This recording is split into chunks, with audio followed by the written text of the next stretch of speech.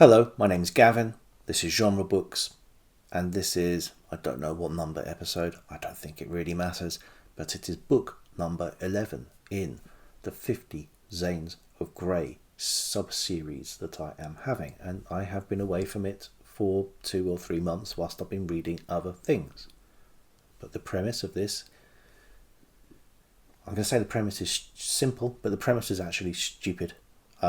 I'm just reading 50 books from Zane Grey because of a stupid pun. But I'm enjoying my journey through his books. And the book I've got to today is, I think, probably his most famous. So it is all downhill from here. But this is Riders of the Purple Sage. From 1912. Set in Utah in 1871. It's an influential book on the Western genre. It has many of the hallmarks of the Western. We have our gunslingers, we have cattle rustlers, but this is also at heart just a romance book. Now, as manly men, we don't read romance books, so we'll pretend it's a Western, but this is just a romance. There are some, flashes of violence in this story, but it is a series of love stories. It is about a woman torn between duty and respect and following her heart. It is about a man who is falling for a woman, even though he believes her to have been involved with a group of criminals. It is about a character who is bent on revenge and has his outlook changed. He has his head turned by falling in love. It's also a book about sex and sexual threat, control and power. Now, Zane Grey can't use the actual words, but it is all there. And although our two heroes in the book are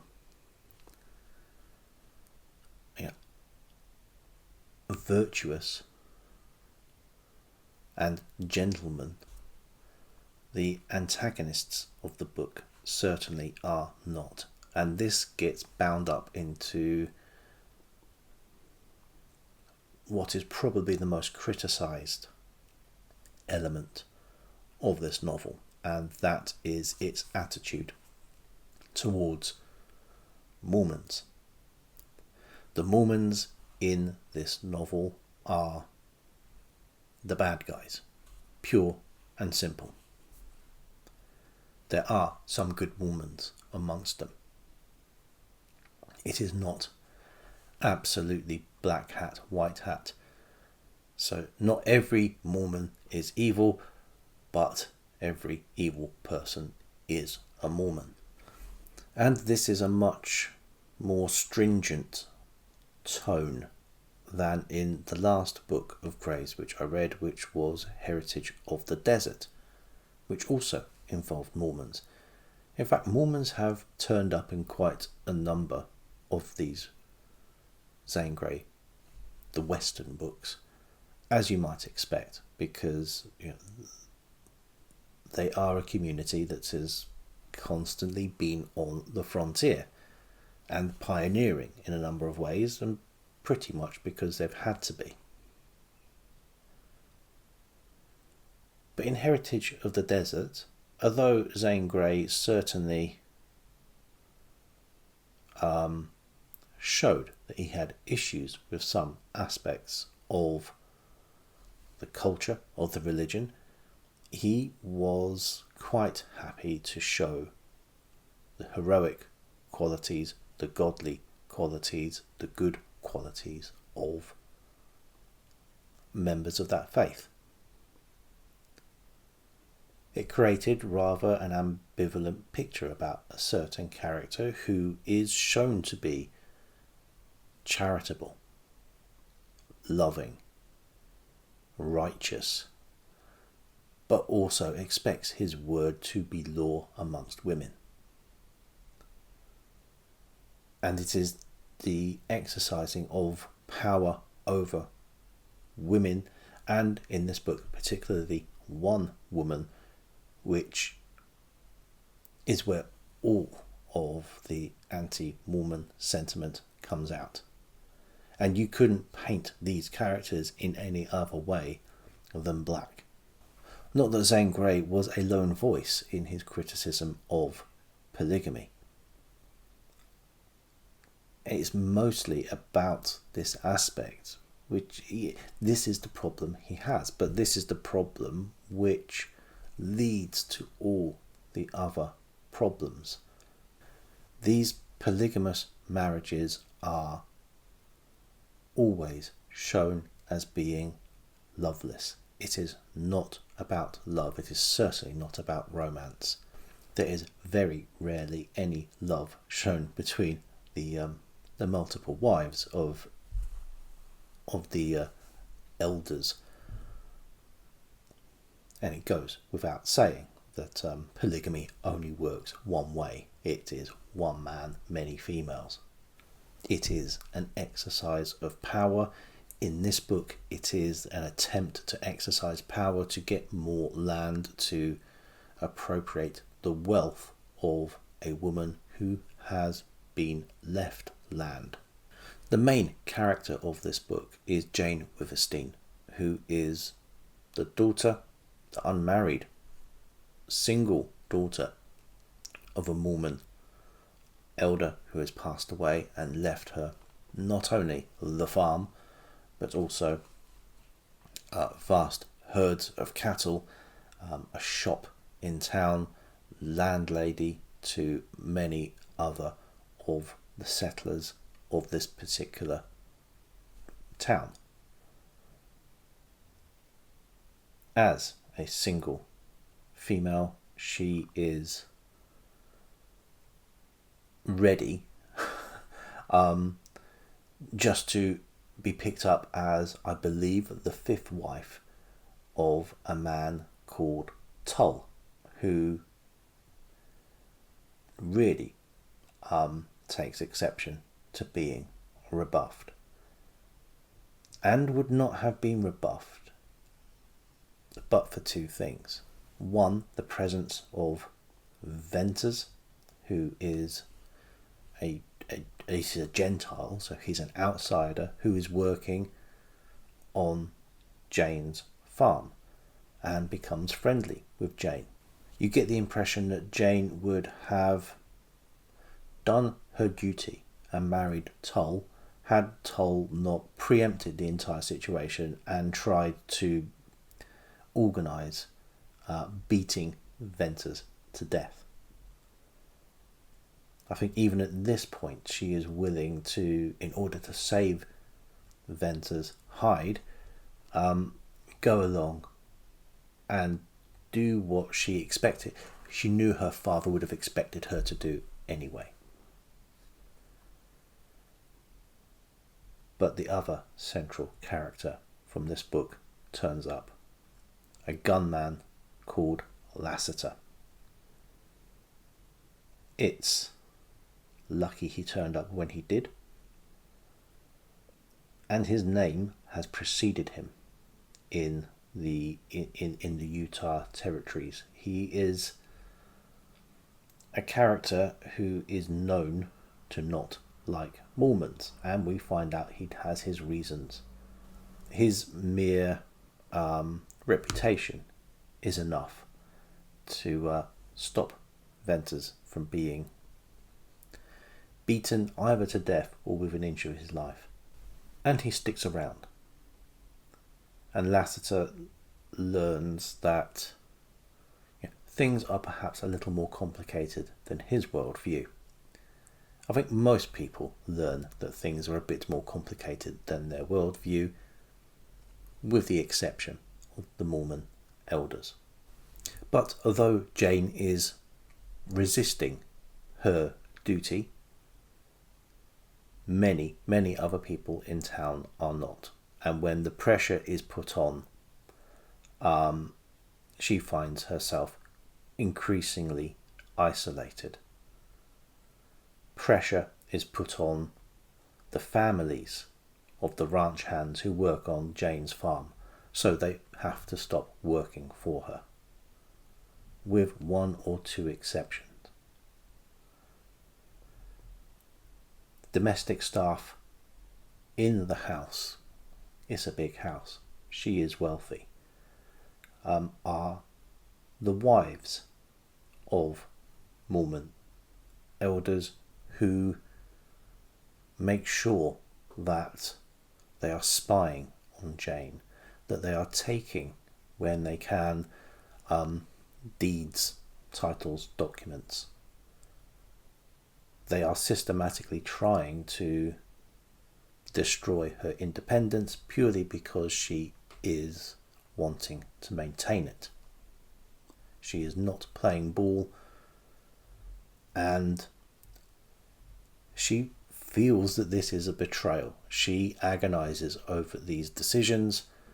She knows she is going against what her father would have wished, but she is also unwilling to give everything up to people she knows are underhand and unscrupulous. The arguments make a certain amount of sense. You know, we are in this position because we have been forced out to the frontier. We have been cast out. We have had to go away to make our own lives in this particular place. And once we see an influx of non-believers, or non-Mormons, then it's going to happen again. So this is rather a closing of ranks. It is a kind of protection, but it is not a protection which is the code of the West, which is seen, really is what this book is about. Lassiter is a character who learns that he is there to protect Jane. Venters, when he has his own person to protect, has to learn all the lessons himself. But this is protecting out of love rather than of duty and faith. Their protection is rather, the code of the West, if you want to look at it in those terms.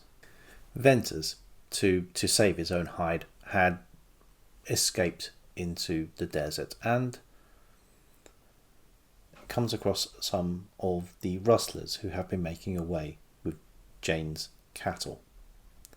He shoots two. He shoots one dead, and the other, a masked raider, famous throughout the area, is severely injured. And he finds out that this masked raider is in fact a young woman. He's never shot anyone before. He's just killed his first man, which he doesn't feel great about. And now he thinks, I've killed a woman as well. But she isn't dead. And he nurses her back to health, and he finds a canyon. There is this canyon called Deception Canyon, and he finds a hidden valley, which he names Surprise Valley, because it was a surprise he found it. And this valley supplies a couple of things to the novel. It supplies the only mention of Native Americans. Obviously, they have shown up in a number of Zane Grey's Western novels so far, but they are notable by their absence here. I think the idea is that they are already beaten. They are no longer in this territory. But there is evidence of them, and evidence of very old tribes, which Venters finds in this valley. The bones are turned to dust, but the artifacts are still in existence, and there is painting, there is pottery, and he needs pottery. He needs vessels to hold water in at this point. So yeah, that is quite has a utilitarian purpose as well. But it connects him to an idea of the land that, why couldn't he make his place in this land? This was somewhere that obviously belonged to one set of people, but before it had belonged, long before it had belonged to the Mormons. And the Surprise Valley gives us a good amount of allegorical material as well, because it is painted as somewhere which is, a little bit of a Garden of Eden analogy within this book, within this desert. And there is only one man and one woman there. He nurses this woman back to health, and eventually, inevitably, they fall in love. Venters, with his connection here, this sort of Garden of Eden scenario, shows this connection to nature, which is always evident in the westerns of Zane Grey. All of our good characters have a great relationship with animals and the natural world. Both Venters and Lassiter choose not to sleep in houses. They sleep out in the desert. We see, as Venters nurses Bess, for this is the girl's name, back to health, we see that now she is sleeping out in the open, in a cave, but in nature. We see that regenerative power of nature aiding her convalescence. And finally, and I love this about Zane Grey books, the animals really are rather characters in the story. And although there are a couple of dogs here owned by Venters, the real animal stars are the thoroughbred horses owned by Jane, of which my favourite is Wrangle, who Venters borrows in order to escape at one point, and then to help Jane recapture the other horses which have been rustled away from her by those dastardly Mormons. Grey has a certain way of writing. He's obviously anthropomorphizing, but he does a very good job of it. And he just does a very good job of writing nature as well. Possibly prose, not to everyone's taste, but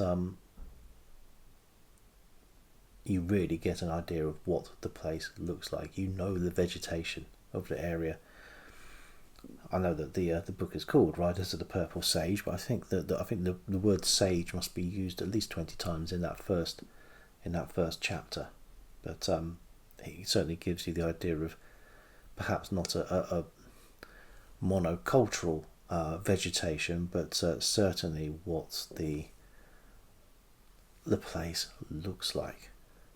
I've tried to talk about the book without talking about the plot points, but there is obviously plenty of action, but there's not a lot of the action sequences I can talk about without telling you what is happening in the book. But suffice to say, when there is gunplay, it is as exciting as you would expect and as brutal as you would expect. The dialogue, especially when it comes to the romance, has a tendency to be a little bit on the melodramatic side, but it rather fits the whole picture.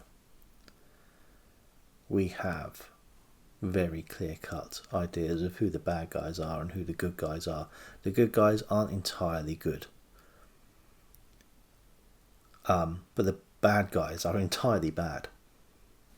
And it's the end of this book, but it's not the end of this story, because the next in 50 Zanes of Grey that I'm going to be reading is a book that came a few years after, but is a sequel of sorts. to Riders of the Purple Sage. I think it was first published as The Desert Crucible in a magazine, but when it turned up in book form it had the name The Rainbow Trail, and this is my next video. I've just got to read the book first. But until then,